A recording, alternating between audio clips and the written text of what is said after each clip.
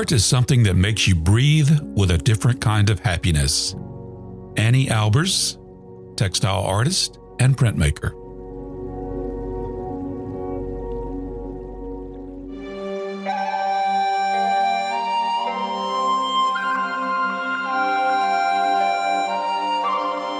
This is The Artful Painter, art lessons for artists, collectors, and people who love art.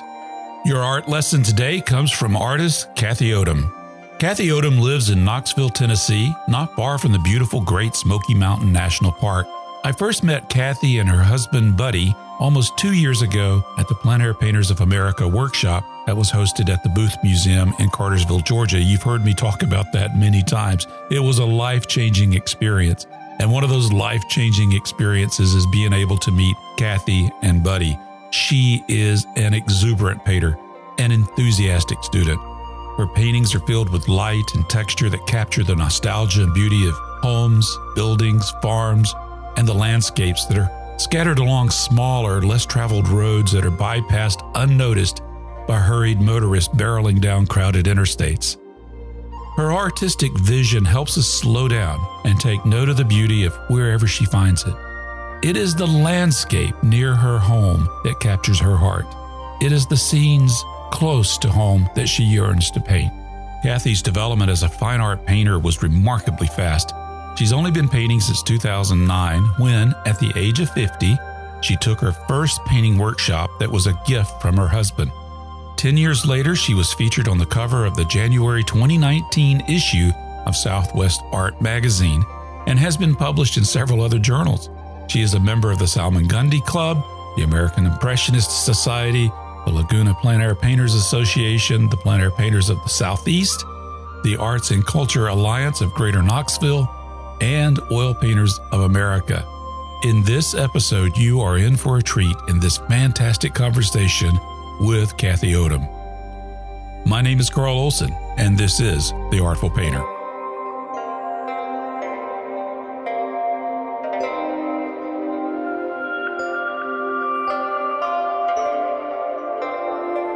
Well, Kathie, as I browse through your paintings, and they're quite beautiful. I really enjoy looking at your paintings. But I want to do a little test, okay? I'm not always a good read of people, but when I looked at these paintings, I thought, I see a person who is often tempted to take the road less traveled. I can just see you going to Home Depot and saying, oh, wait, I want to go down this road and see what's down here. Am I anywhere close? I think you really are. A lot of times it's just the ordinary, or it's just, we'll wonder what's down there. You know, I may be missing out on something. And to be able to tell the story of something that may not be told because it's not so grand is really fun to paint for me. You describe your work as nostalgic impressionism. How did that come about? I think it was just all about, I hadn't painted or done any art in so long. Yes, different forms of art and creativity, but when a canvas was set in front of me and I had the green light, it was like, okay, what do I want to paint? What do I care about? What speaks to me? And I had the opportunity to paint it, to tell the story of something that touches me. And I think that's where it comes from. And most of that tends to be history, family, what impressed me as a little girl or as a child. And I want to capture it. I want to remember it, I think. And so to stand in front of a canvas for some hours and do that really talks to me about what I cared about. Did that take time, or did you kind of know that already when you started painting? It did not take time for sure. And I don't know that I knew. I think it's just what's coming out or what stops me in my track. And there was a lot of nervousness, of course, when there still is when I paint. Oh, yeah. I want to know about this. Well, I stand in front of the canvas, and it's this big white square or rectangle, and there's not one time that I don't have to take a few deep breaths and go, here we go. To start a painting at first, especially at the very beginning, it was, is this going to work? You know, am I going to be pleased when it's all painted and done? But if I care about it, and if I'm in it, and if it stopped me in my tracks, like I said, then it normally there's heart in it, and it turns out, at least I'm happy with it if I'm really excited about the subject matter. How do you select the subject matter? You know, I spend a lot of time in the car driving, and then I realize that I need to get out and walk because there's so much more if you're going slower and you've got the opportunity just to look around you. But because of earlier days and not being able to land on a subject as fast as I wanted to, now it's just a mantra in me to say, I like that, stop, paint it. Instead of thinking there could be something better just a few more feet down the road. Neat. I really go with what touches me at the moment. That's how it happened. Nice. Can you tell me a good story about something that just arrested your eye that you weren't expecting, and you just said, "I've got to paint that"? This situation has happened several times. I live real close to the Smoky Mountain National Park. Beautiful. And absolutely. And it's my backyard. I mean, it's awesome. And I am so drawn to these old structures that have been built on stone, you know, just rocks. And the light that happens underneath that structure, where I'm at an angle where I see the bright sun hitting the green grass on the other side of the house, underneath, that right there will capture me every time. In fact, we built a studio out in the backyard where we live, and that studio is built on cinder blocks. And believe it or not, it looks really nice. We painted them, but it's up there. It's sitting on that. It feels a little fragile, but yet trustworthy because, you know, these old homes up in the mountains have been there a long, long time. And and what the light does, you know, coming in underneath, that will capture me every time. I will say, I've got to paint that. Do you find yourself driving or looking at these scenes at certain times of the day when the light is more ideal, or does it matter? You know, I would say that artists and painters talk about that a lot, the ideal light, and it is more beautiful early in the day or in the evening when the sun's about to go down, but I can paint any time of day. Wow. There are things that do flood out, you know, with so much light when the sun is up in the sky, but the subject matter is still there. And a lot of times with what speaks to me, it's still there.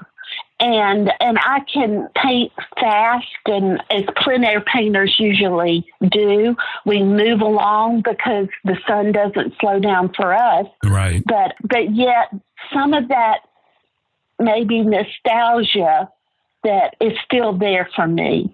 And I have a really good memory, visual memory. And I also sketch. I also do a sketch before each painting. and I will note where shadows are, and sometimes go ahead and get the color so that when that changes, I have it and I know what was there before. But actually, that visual memory I rely on a lot. Do you think that visual memory is enhanced by the use of some of the practices that you do? You mentioned sketching and the plein air painting. Do you think that has really improved that or built upon that? Absolutely. Just paint. The more canvas you paint, the more you learn and the more you've been taught. And it's the actual doing it, to me, that registers more. I have so many wonderful teachers and painters that I have sat under, and I have grabbed bits and pieces from great, great teachers, but nothing has taught me more than painting a lot of canvas.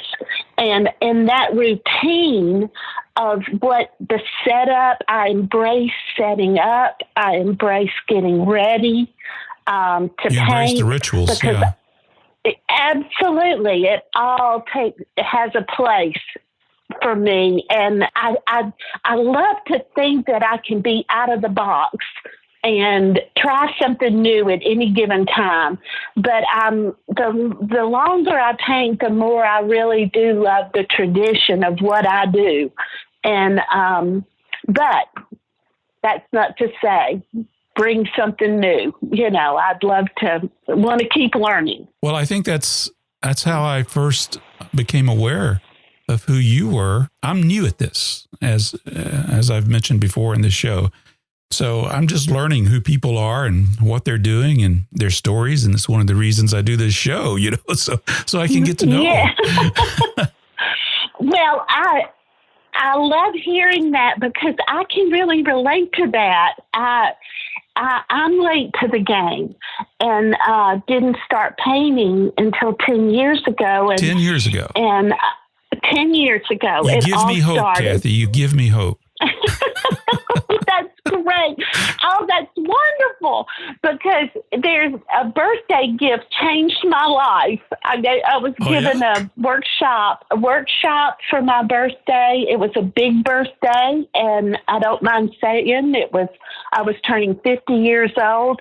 And the whole thing started. And as people talk to me that are so knowledgeable about the art world and what we do, and they ask me if I know a certain artist, and I'm learning. I'm just like I'm getting into it now and have been, but I feel like a kid new to the ball game. That's neat. Yeah. When I started for first grade, I was excited the first day. It wasn't so much after that, but the first day I was really excited. There you go. Oh, my goodness. Well, anything creative or visual, I'm in. And I always have been. Even the jobs that I had before painting, they all had to do with creativity of some kind.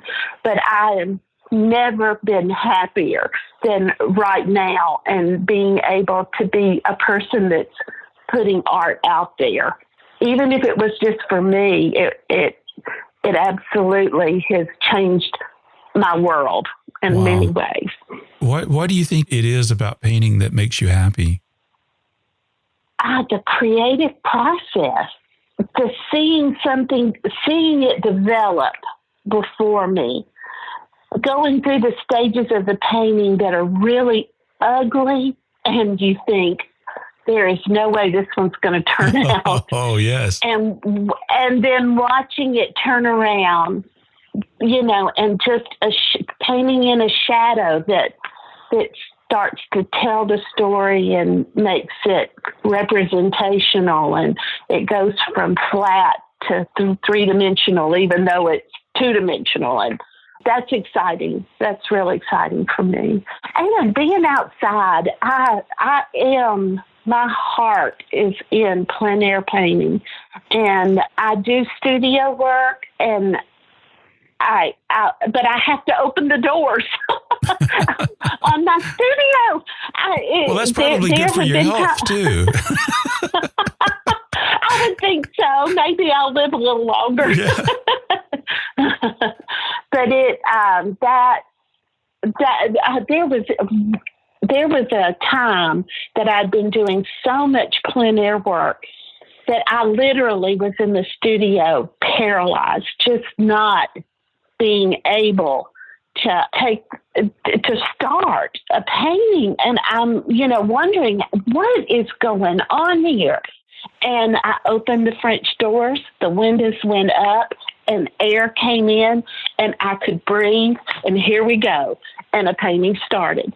I tell that a lot to students who are under me, just that we all have those moments, and sometimes it may just be opening the door. That'll get you over the... Just open the door. Over the fear. I like that. Yeah. Just open the door. Yeah. Wow. Yeah. So plein air.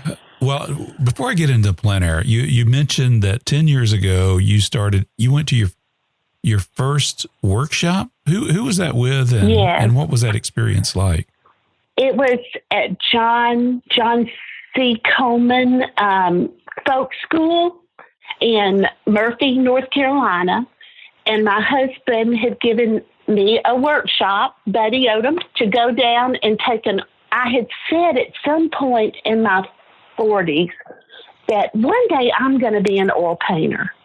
And I had spent 15 to 20 years framing art. I had a little cottage industry in our home. And it was, all of a sudden I wondered why I was kind of blue and depressed. I was framing art, but not doing art. So I had said, I'm going to paint oils. I don't want to mess with glass. I don't want to mess with any mats anymore. I'm going to be an oil painter. And just in talk, just in conversation around the house, and kind of laughed it off. And he gave me this gift of a workshop and went there. It was a class, very classical painting. We used rabbit skin glue. We used real Turks. We were painting in the studio, but then we went out. It's a beautiful place to paint. Their grounds are gorgeous. At one point, I had to pinch myself because I just really couldn't believe I was painting a painting outdoors like the greats, like the great Impressionists. Oh, wow. Here I was getting a start at it. It was a little rough when I came home and found a mentor here close by in my area. I realized it could be a lot better, and Gamsol and paints that just weren't lethal could be used. Yeah. That started it. That made the difference. So you're saying it was rough because of the health issues with using those materials, or rough in the learning process? Well, to go a little bit further, after framing pictures, I got into faux finishing, and I was spending lots of time during the week and daily climbing walls and painting, making things look like wood that were sheetrock, and doing mural type work. And just the smells really affect me. Yeah. And so to find out that could be so much better in the studio or outside, gave me the direction that I could be happy in. The smells during that first class could be ignored because I was having such a great time. But eventually that would have really gotten to me. Yeah, definitely. I can see that. And I think it's great that we now have materials that aren't as devastating on us as they were with some of the traditional materials like that. So, yeah, that's good. Absolutely. Yeah.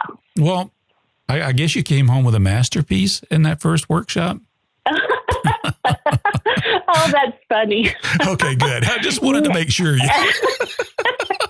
because I was going to be really depressed because my first workshop experience was not that way. Well, I came home thinking, I think I might be able to do this. Got it. Okay. Probably the second, third, and fourth workshops, I came home whining and crying the whole way home. Oh, okay. That's more my experience. Very, yes. So lost. How do I take their advice or the next person's advice, and it's completely different, and where do I begin? And real quickly, I found out that I needed to be Kathie.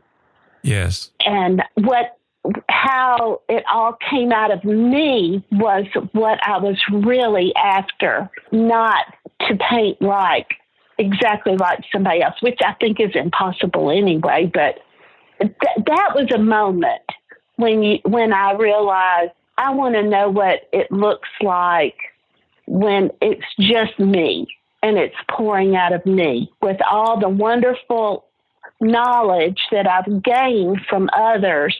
Now use it and instinctually let it come out of me. That's when it gets fun.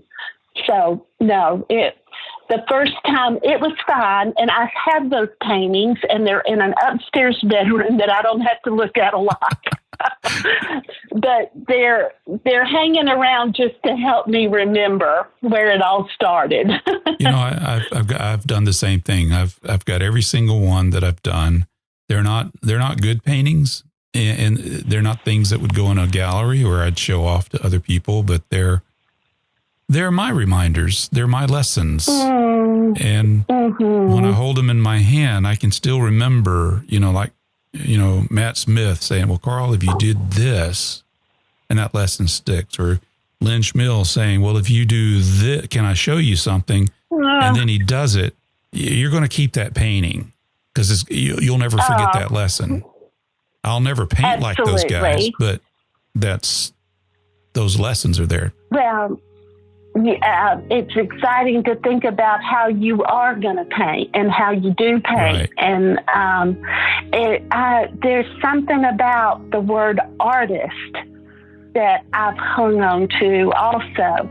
It's art, and it's my expression, and it's your expression. And yes, I may be different and do things a little bit differently, but I'm going to embrace the fact that it's art and go with that.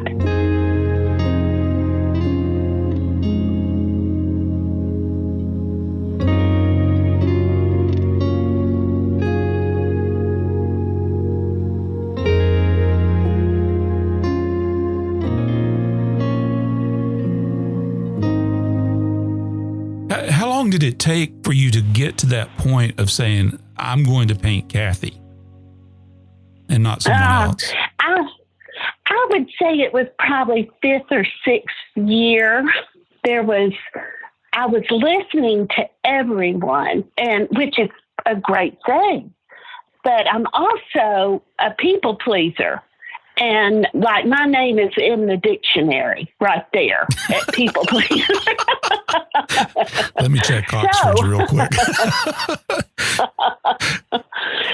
So I was listening. I was wanting to learn. I appreciated the people I was under. But at some point, it just dawned on me, do I want to be me? Yes. I have a story to tell that somebody else doesn't have. And so that pleases me to think that also just genuine. I want it to be about what's coming out of me and not, but yet there are teachers and mentors and art books that I have lived with, and if I'm stumped and don't know where to go, I go straight there. And I'm so glad that people have put themselves out there in books and things, because what a wealth of information there could be, and that there is. Sometimes I have to say, no more. I've got to get out there and paint, Kathie. Yeah, you can never learn how to paint by just reading a book, right? It helps. Right, exactly. And I am a collector of books. I love to collect books on art. So. Oh, aren't they beautiful? They are. Yes. But I have to force myself to paint sometimes because it's easier to read than it is to do. Well, that's true. Oh, well. And I think you accomplished your mission, but I'm encouraged. You said it took about 4 or 5 years or so to really get to that point, and obviously painting a lot, doing a lot of paintings. And I would say you accomplished that. I remember getting a copy of Southwest Art, and there on the cover, I said, that's got to be Kathie Odom. Before you look down at the little cat and it says, that's Kathie. Oh, that's Kathie Odom. I know who that is. So the voice is coming through really loud and clear. Well, thank you. I can check that one off. That was okay. Good. I'm glad I could help you with that. That was a thrill, and that happened exactly 10 years after the birthday present of a workshop. Can you imagine that?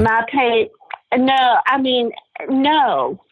Norman Copus did a beautiful article with that, but he had no idea. And I was blown away that 10 years anniversary of a birthday, and then that happened. So I have also said that once I took the gift of painting and letting myself do it, nothing but being shoved in a good way has happened ever since. It's like, I took the gift, now keep the gift, Kathie, keep doing it. And big things like that have happened along the way that have kept me doing what I love. I think a lot of times you're torn when you're a mother and you're a grandmother and you really like your husband and you're in a good marriage, to think, this seems so selfish, this wonderful art thing I'm in. And I had really thought that before I started painting, thinking, that would be just for me. And there's a whole lot of other things depending on me and wanting me. Just a few great things that have happened that have shoved me along the way and kept me in this thing I love have been a really great gift. And it's not been easy. There's always things tugging at you, but I have stuck in there and stuck with it because I really think I wanted to prove to myself that I could do this and that maybe I would be good at it. And I do have a pretty good work ethic. It takes that in a lot of... Sure. It takes that. It just does. So 2019 was the 10-year mark. You had the beautiful piece that was done in Southwest Art. Yes. But 5 years ago, I read an article on your website that you referenced from City View magazine, which was written in 2014. You made a very poignant statement there that really tugged at my own heart. You were quoted as saying, "I really struggled at knowing that putting art on a canvas had value. It was a struggle for me personally to get to that point of letting myself do it and love it." And there's a lot of angst and poignancy in that statement. How did you break through that? I would say that there was, and I always say when I hear that quote, then I'm embarrassed. Why? I mean, there are so many worthy painters out there, and painting is such a worthy thing. And I have learned that from just people's responses, from my interaction with other folks that care about art and want to do it, and inspiring to so many. Of course it is. But that was an inward battle that I had going on in maybe the world and the circles that I have lived in, that there were other things more worthy or seemed more worthy. And I really care about being a person that brings impact to this world, my little world. And it was just, painting is just so wonderful. And you're bringing beauty but then there are harder things in this world that need addressing also.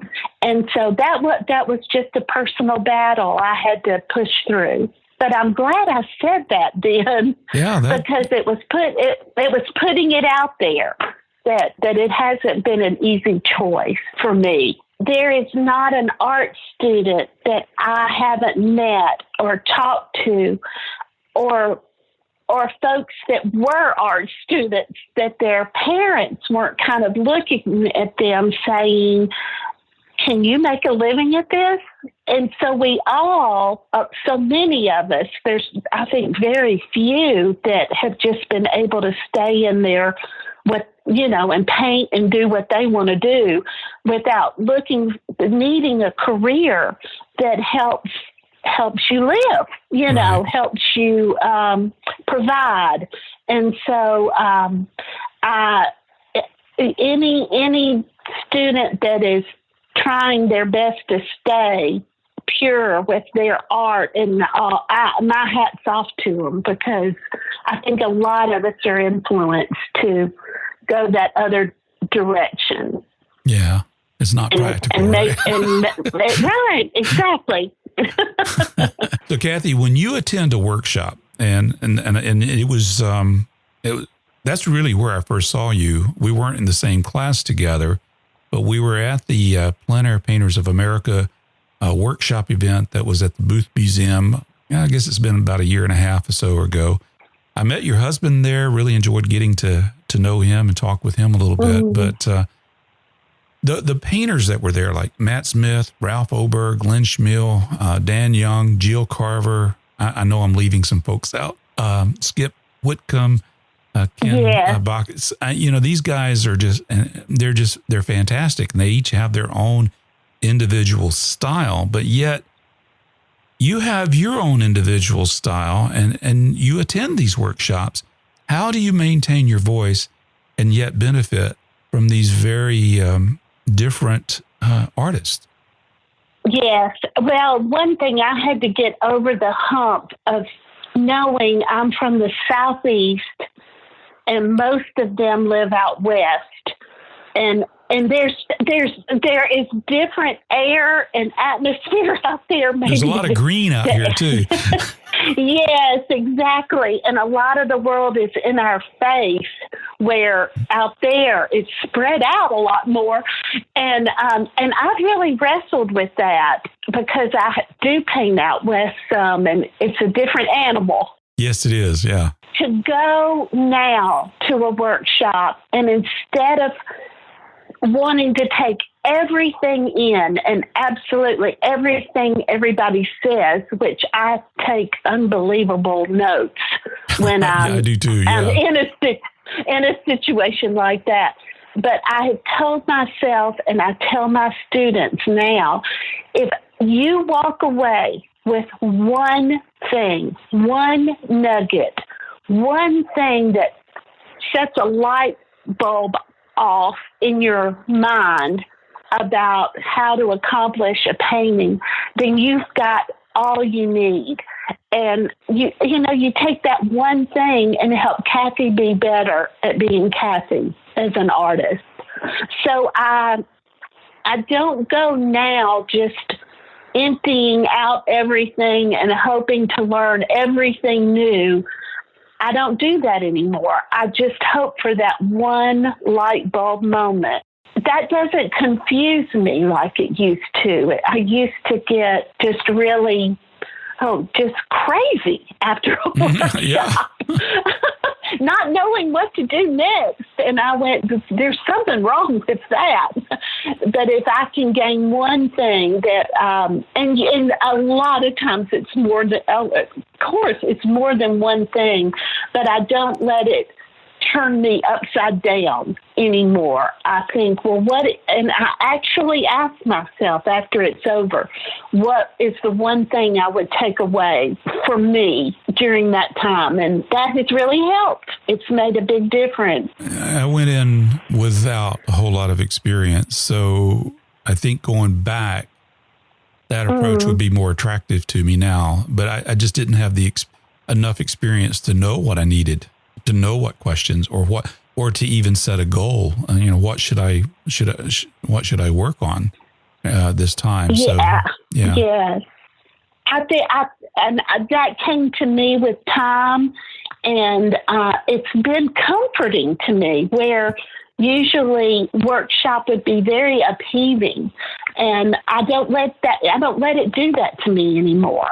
And that's the way I handle it. Did you ever feel nervous in the workshop itself? Or? Oh my goodness. What a good question. Yes. Oh my, the greats. I mean, the awesome painters that I look up to so much, there to teach me and us, and was absolutely shaking in my boots. Yeah, I tried to find the place in the corner of the class where no one could see what I was doing, because I was so embarrassed. Yes. I mean, there's a feeling that you get when you're standing there trying to accomplish what you're learning, and here comes the teacher. Yeah. And Lynn Chanel was walking up behind me, and you took his class. You took his class. I did. Oh, I man. did. And Jill Carver, I felt like landed in great places during that time. Yeah. Yeah, that's what an experience. But anyway. Yeah. Okay, well, I'm glad to know that I'm not alone in I don't know if it's an ego problem or on my part, but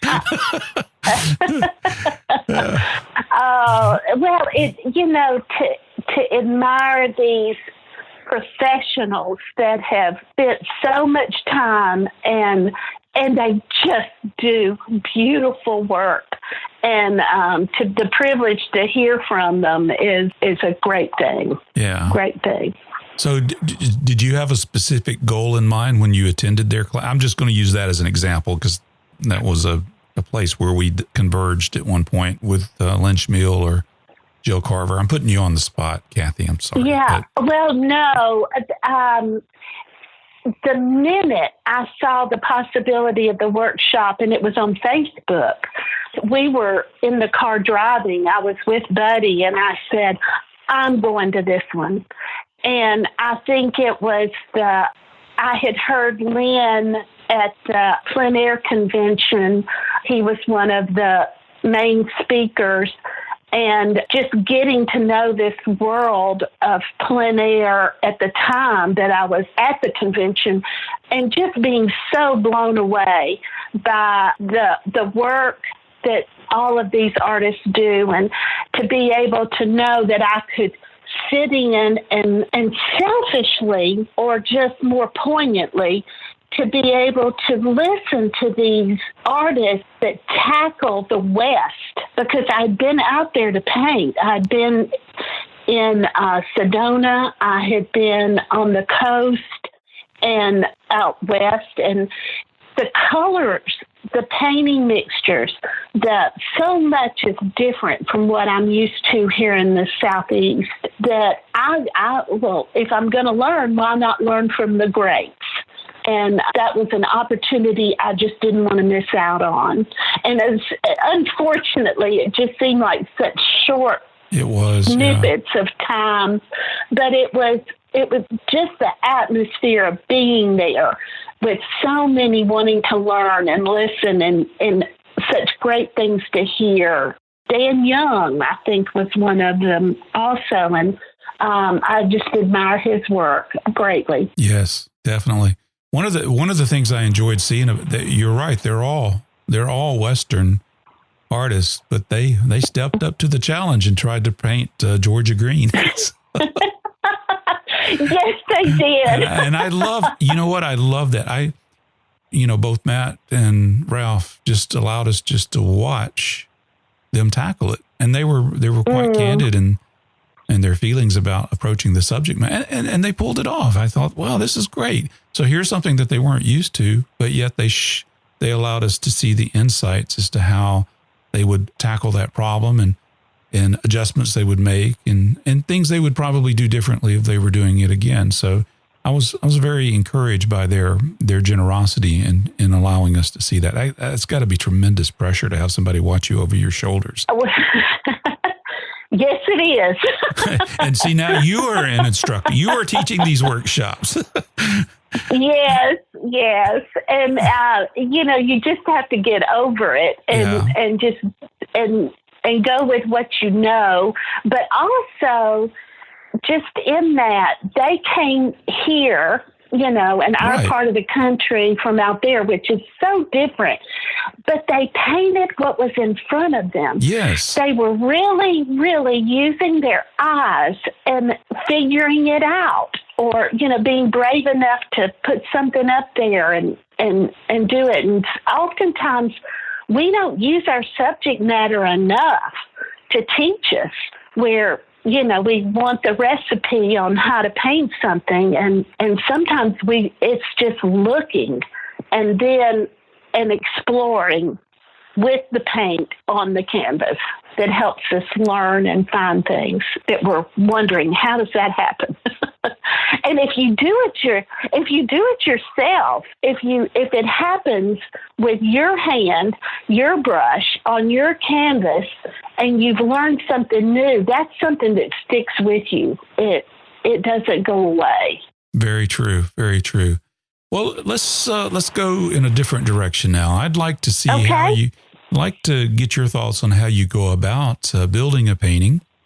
You've seen that beautiful subject that you just can't pass up. You want to tell its story. I'm looking for your thought processes in designing a painting. First of all, I pull the sketchbook out. I do the sketch. I look at the sketch I've done, and I manipulate or think about the canvas size.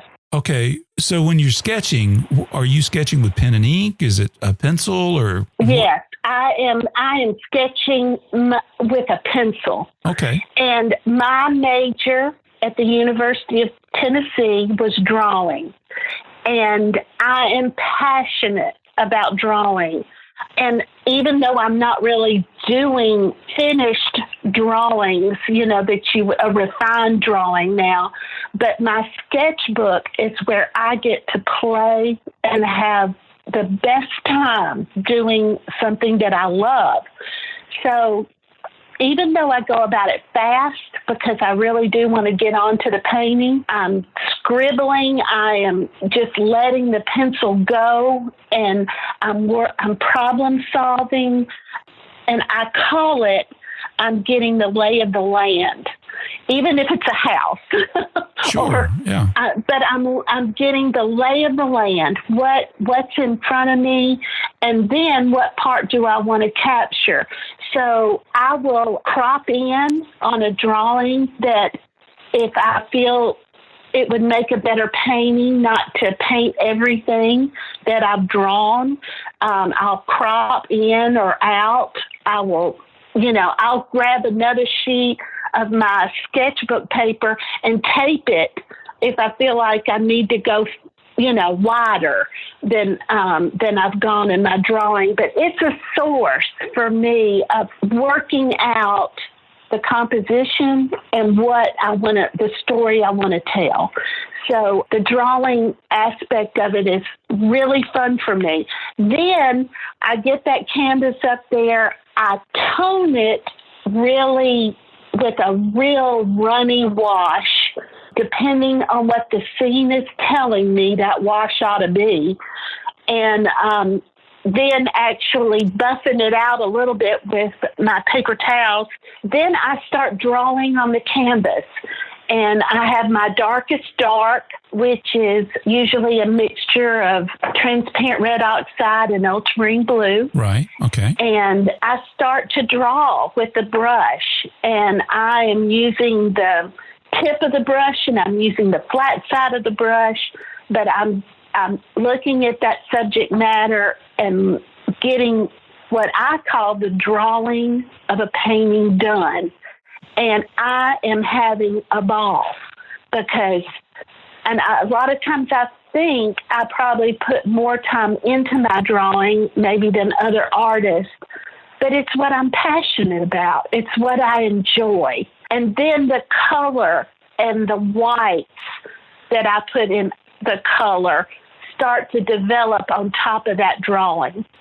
That is how it's kind of coming out of me lately. Right. I also will reserve lights in my drawing, which is kind of the way watercolorists think. But also, oil painters, you've seen people wipe out, to get that canvas has such an luminosity that for me, that works for me and it helps me in the process. So a lot of times we're trying to get rid of the canvas, but you actually use it to advantage to make the colors, the lights glow, if I'm hearing this correctly. Yeah, yes. And I will use anything it takes Okay. to get back to that, whether it's paper towels, my finger, or I also love using these things that look like Q-tips, but they're actual makeup applicators. And they are just like gold to me in even the drawing process. So I dip them in my mineral spirits, and here we go with another way of drawing. So is that what they're called, makeup applicators? Or, I mean, if I went and bought I think this, so. Okay.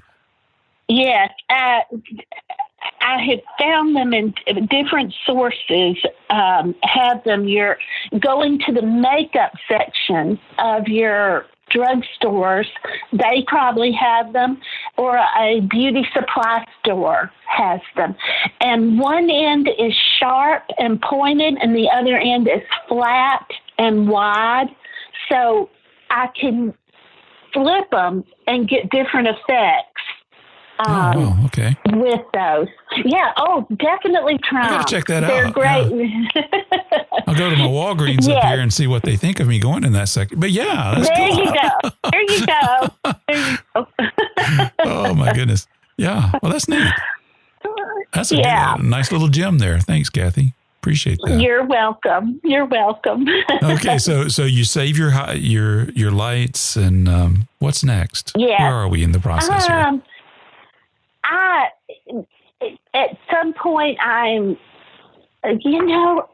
don't have a map and I don't have a recipe. Sure, yeah. Because each subject is going to tell me what to paint first, or at one point I was looking more at the focal point, getting that done, and then keeping the rest of the painting looser. I may still do that at times, but there is a process that the subject tells me to do, or it's just whatever feels good to me at that moment. I'm really enjoying that spruce tree that's in a painting, and I'm in it because I'm looking at it, and I really enjoy drawing it in my sketch. So I may just really hop in and get that part of the painting done. Another thing I love to say is share the love. When I'm enjoying one part of the painting, I'm also then thinking, well, what other part of this subject matter needs that same color? Share the love. But, putting it in different places. I find that students really, really want that recipe. And that's why I'm asking, right? Yeah, and I did too. I mean, and yes, you need to know some techniques and some things that we grab at different workshops and we read about in the books. But there's really a lot of more challenge and a lot of fun when I'm letting the painting tell me what it needs next. And I look at everybody and say, I know I'm not making it easier by saying that, but I will keep you into it longer. Maybe you are, in the sense that you're helping us not to go down that road of blindly following a recipe, but just start showing, as you said, love to the parts of the paintings it makes sense that are related. Perhaps there's more harmony in the painting by doing that too, is the end result. That's not a disappointment. I think that's great. It's a conclusion that I've been so. slowly coming to, but I still ask because people do have, some artists I speak to, they do have a top-down approach. They may start with the sky and go, and go all the way down to the bottom of the painting, or they start with their central focal point. All those things work for them. So it's enlightening to see what their thought process is behind that. But I like your process. That makes sense, and it probably explains the harmonious look of the paintings as well. It's really neat. I love that word, harmony. The wash showing through at different places, reserving some of those things, I think help create that also. And a lot of my paintings, you see that in them.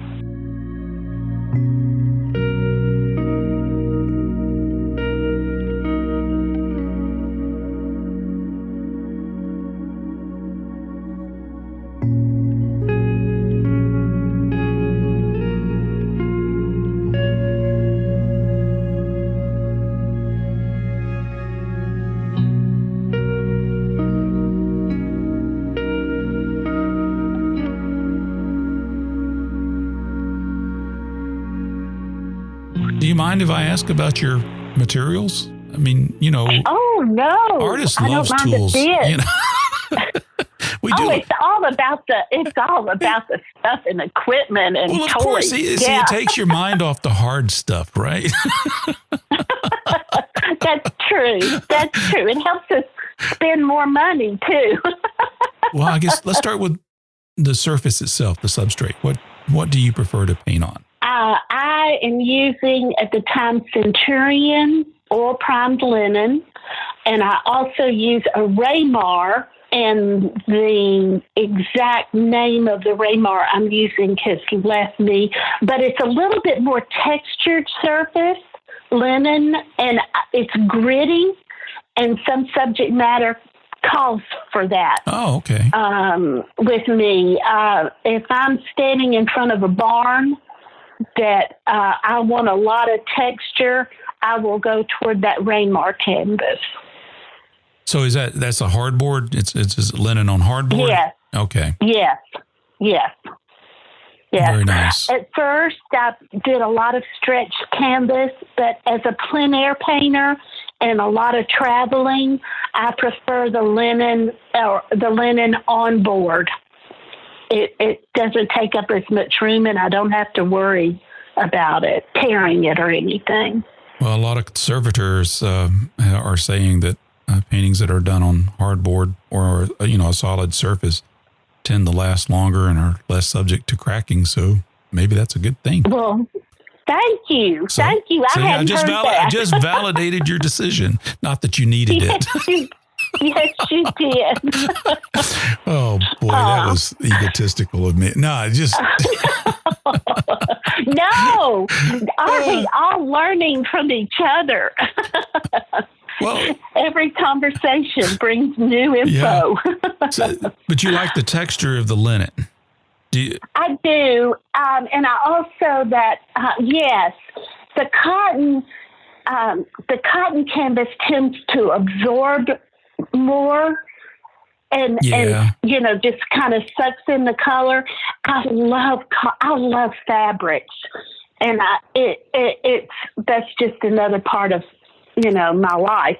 But the linen with the oil primed surface, I can manipulate the paint. I can move it, and I can take off. And I want something that I like working wet into wet. In fact, I can go completely back to the canvas color, the white, if I need to. And I think that's probably one of the main reasons I enjoy that surface. Yeah, I've heard it both ways. And in fact, I kind of vacillate between two different things. Sometimes I like the smooth surface of a gessoed hardboard panel, and sometimes I like the texture of linen. They each have their advantages and disadvantages. Sometimes I just don't want the fabric to show through. I just want the painting to show through, but that has its own problems, Yes, yes, but it also gives you that beautiful buttery look. Yeah, yeah. Yes. Oh well, it's nice that we have choices like that. Yes, I agree. What's on your palette? Oh, well, just enough colors for me, which is a whole lot. Yeah. Yes, I use the Mosley palette, Richard Smith's palette. Okay. And I started with that. My first mentor long ago, 10 years ago, started me with that palette. And my thoughts have been, if it's good enough for Richard, it's got to be good enough for me. And it just has everything I need for the mixtures that I want to come up with. Now, not to say I haven't gone to some workshops and added a few colors along the way. Yeah. Also, but I have really found, okay, this goes back to being an art student where I wanted to do everything. I wanted to do ceramics, printmaking, drawing. I did not take one painting class in my studies at UT. It just, I guess the others just kind of took me over. But what I knew about myself, or what I've learned about myself from that experience, is that I wanted to do it all. I wanted it all. And when I started painting 10 years ago, I said, I have got to put blinders on in some ways and get really good at something. And so as far as my palette goes, I have forbidden myself to walk down the aisle of paint at my Jerry's Artorama. I do not go near it unless I'm having to buy a color that I'm out of. Yeah. And the reason is I would want them all. So knowing that about myself, I have stuck with the same palette for 10 years. And I still have more to learn from that palette. I do have a lot more options than others who keep their palettes limited, but at least I know I'm not going to add to it. I know that it's what it is. I know where they are. My setup is the same every time. I can pretty much go to a color without thinking. So that has been something I've really been passionate about, is learning this craft and art of oil painting. And part of that has come from keeping things simple and, should I say simple when I have all those colors? But at least keeping the same palette for 10 years. Yeah. Well, there's something to be said for knowing where something is on your palette and knowing how it's going to work, so you don't have to think about it as much. I mean, I'm not saying that you don't think about it. You certainly are making conscious choices, but you understand how the materials work, so you can focus on the painting. Yes, I use solvent-free gel by Gamblin, and that has really become more and more important to me, because being a plein air painter, and especially one that's involved in the events, you are painting a painting that's going to be shown in a frame and sold at the end of the week. And the solvent-free gel really keeps life in the colors longer. It gives a glow.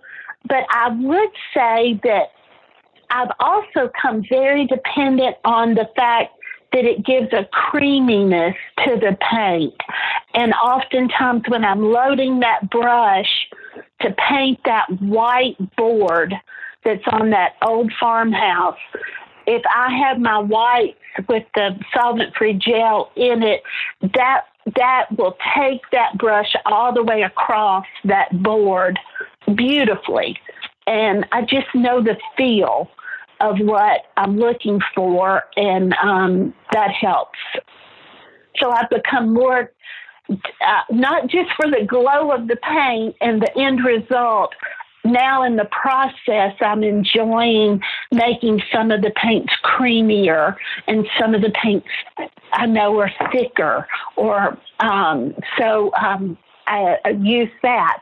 The mineral spirits probably are used at the very beginning of the painting when I'm drawing, and tend to not go there after a certain point of the drawing. And then it's time to start putting the paint on a little bit more pure or with solvent-free gel. Looking at some of your paintings, there's a texture in the brush stroke. How does that come about? Well, sometimes it's just leaving it alone, putting the paint on and letting it be. Alla Prima is in my head a lot. Right. And I'm thinking about that. And I tend to keep a freshness to the paints. That way I'm not digging up into the dark drawing below, just laying on that color that I want to speak. And in a building or a structure that I'm painting, that is just, it's just innate in me to know I've got to lay on top, not blend. So it takes a light touch to do that? Yes, very much so. I use the American Master rosemary brushes a lot. They are made with, I think it's a faux badger, or, I should know the answer to this. So it's like a synthetic? No, it's okay. No, it's more natural. Yeah, it's natural, but it's the American Masters, the 279. The American Masters 279s. Okay. Exactly, and they are so valuable in the way I paint. And they put the paint on top. They don't dig in. And then, of course, I need a bristle. And I'm moving, through my brushes and what do I need. But I really do rely a lot on those softer brushes.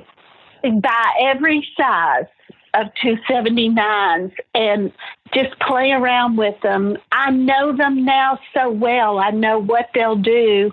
That, for me, it's a tactile thing that I know. But I love the effect, and I love how it works with what I'm trying to portray.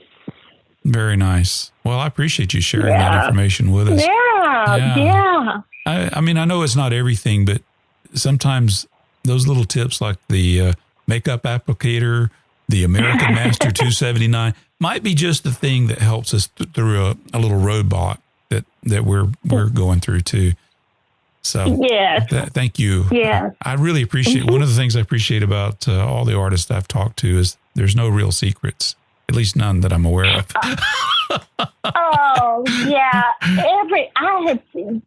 Are there not just the most generous people in the art world? It's truly are. It's taken, truly are. Yes. Yeah, it's just been incredible, this learning process that I've been going through, just how generous people are with their time and talking about it. And I hope I someday can repay it all to them, because they just give with no expectation of getting something in return. Yeah.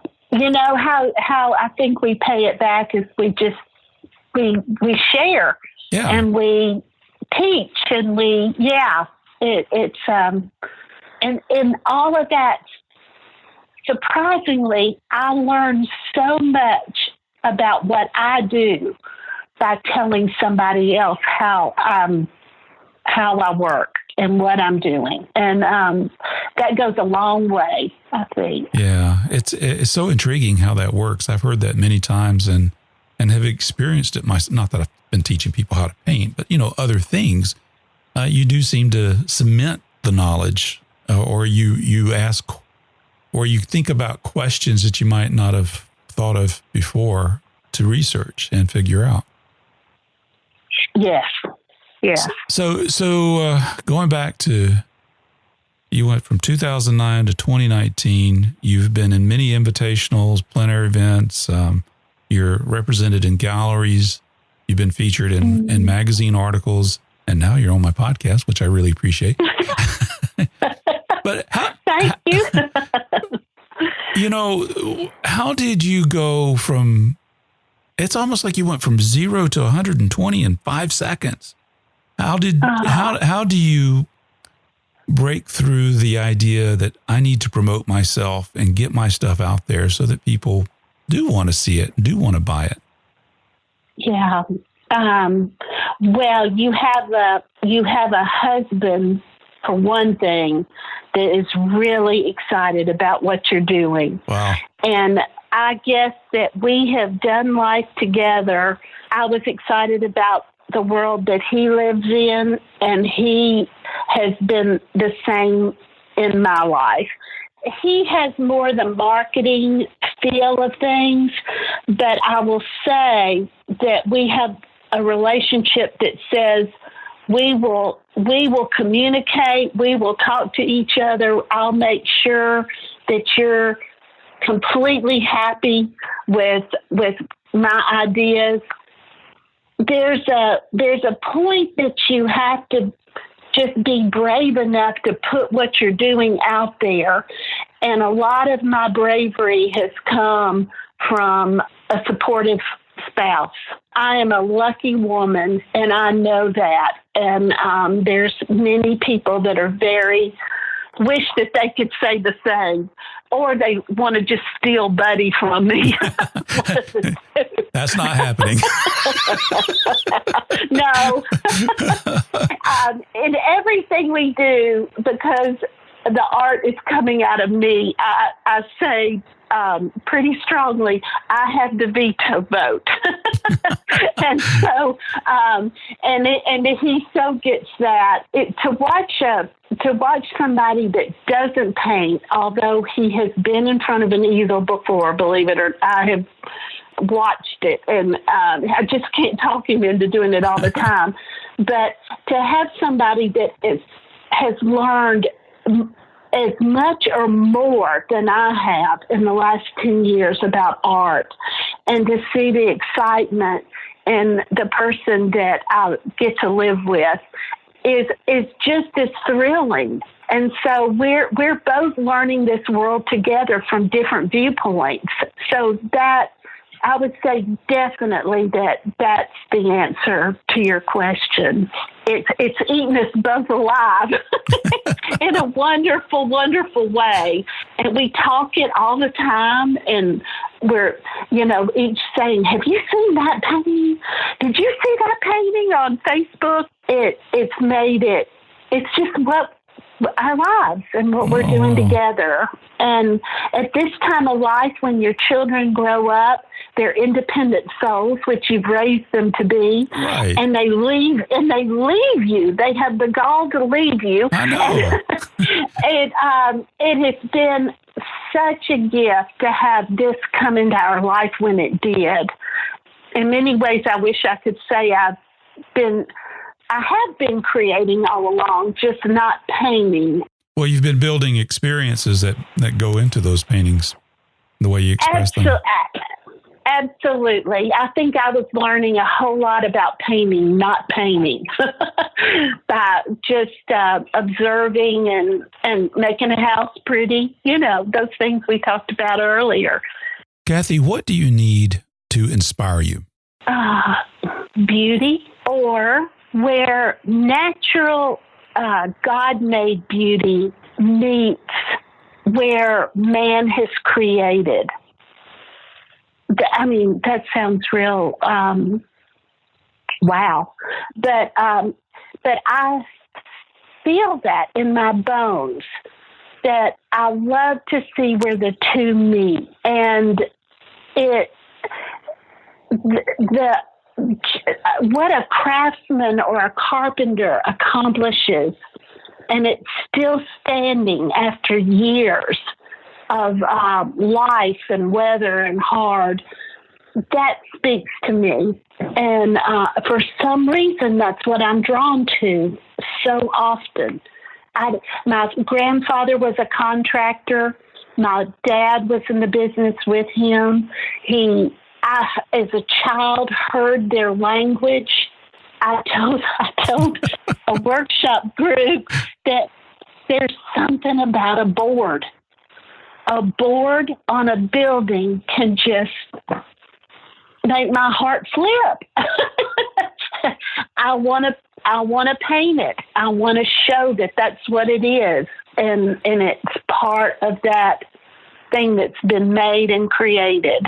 But it's sitting in the middle of natural beauty. I don't know. Something about that just turns me on, I guess. Well, and it comes through very nicely in your paintings. Yeah, excellent. Well, Kathie, what's you teach workshops, you have shows to go to. What's coming up in the very near future for you? Oh, okay. Well, I've got, I do have some workshops planned for 2020, and then also a training video I'm doing in February. Oh, wow. That should be really interesting and fun, and I'm looking forward to that. Also, the Plein Air convention, I'll be out and be a field instructor there. And then I'm involved in Plein Air South. I will be there and doing some demos and things. Also, in January, Buddy is going to do a webinar. Really? 4 times in January. And he's going to talk about all sorts of things that we have run into as this art career has happened. Relationships with collectors. How do we price? Oh, that is awesome. Yeah. How do we build a resume, and how do you get involved in plein air events and social media, all those kind of things. And I'm so excited about that because he's very generous too, and has observed all these things and traveled with me. And I think it'll be a great tool for artists that maybe are doing everything by themselves, or how do you get somebody to help you?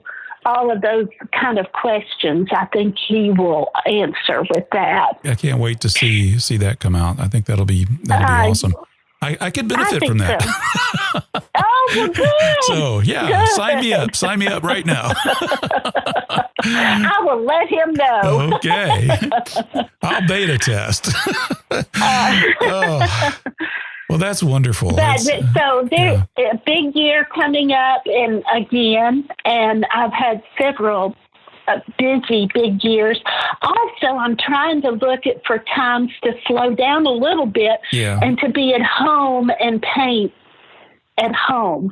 And that's one thing I really heard from the Papa workshop at the booth was artists saying, paint where you are. Paint at home. Yeah. And there are those beautiful scenes that if I have the opportunity, I'm going to travel and I'm going to paint. But even when I'm out west or in another area, I'm looking for Tennessee.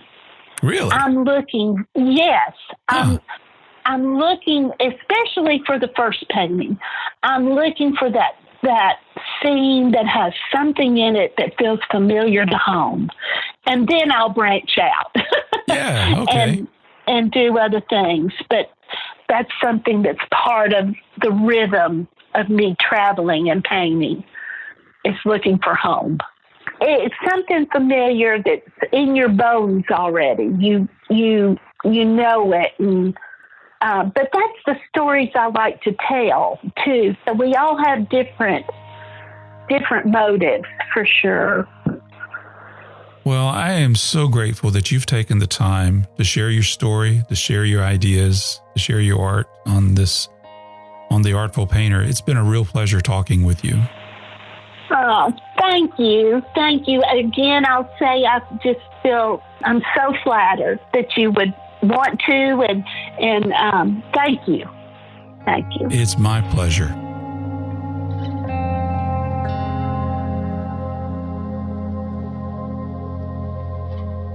After listening to Kathie, are you ready to go outside and paint? I know I am.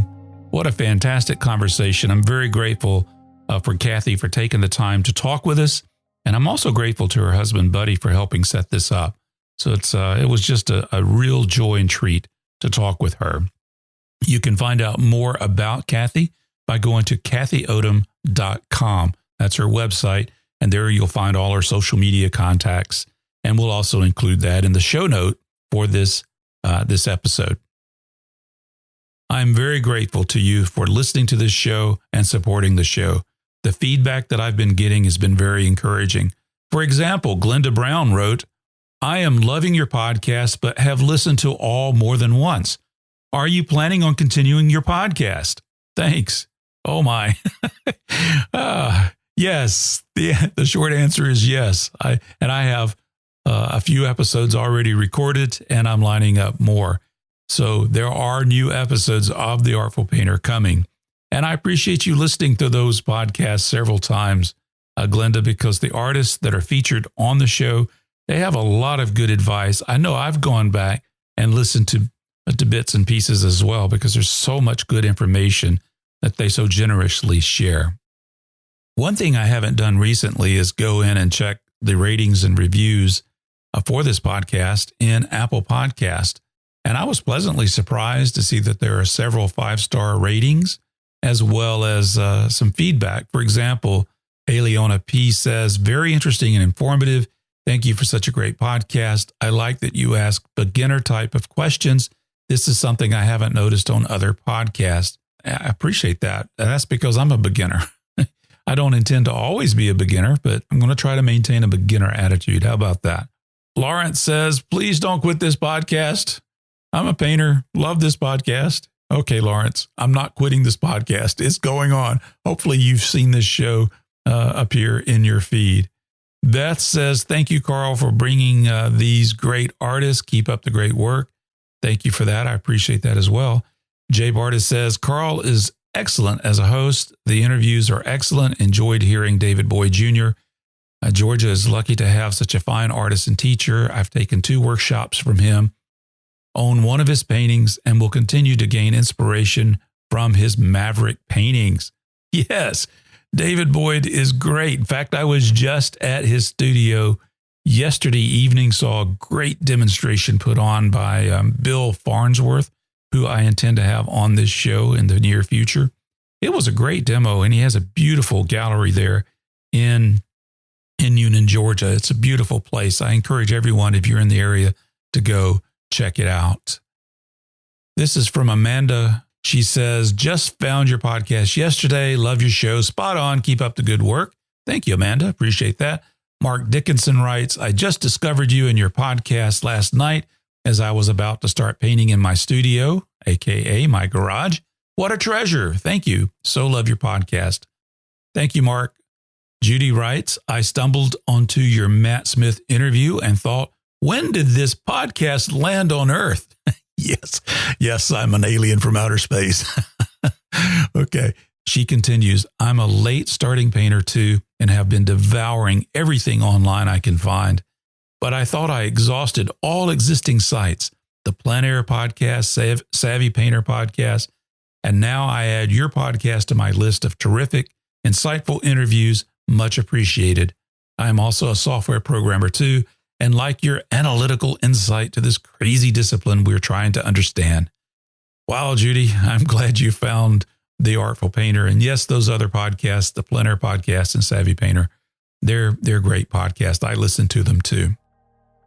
I certainly love hearing from everyone. If you want to send me a note, go to my website at carlolson.tv and click the Contact tab.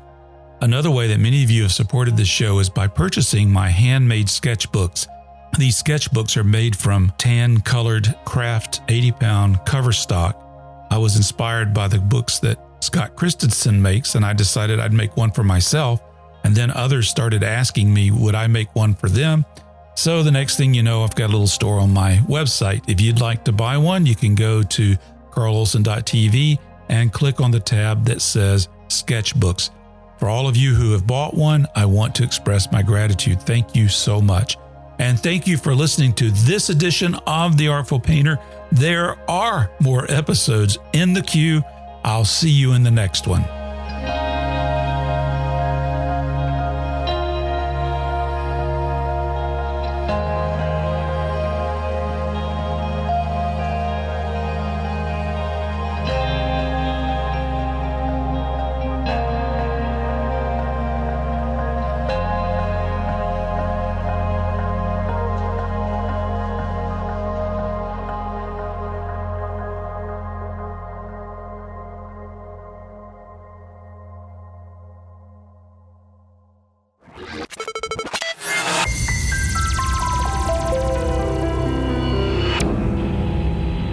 getting a picture on the TV.